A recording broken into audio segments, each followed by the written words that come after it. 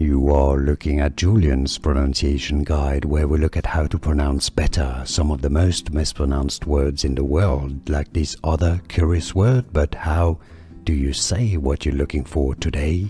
We are looking at how to pronounce this word, as well as how to say more interesting but often confusing words that many get wrong in English. So make sure to stay tuned to the channel if you enjoy learning two different ways of pronouncing it, which are correct, species, or species. They're both correct in the US, both are used interchangeably, species or species.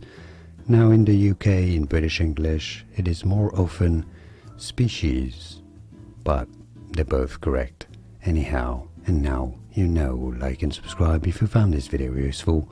Thanks for your support and thanks for watching. Here are more videos on how to pronounce more confusing words and names too many mispronounced. Like this video if you found it useful. I appreciate your support. I'll see you soon and thanks for watching.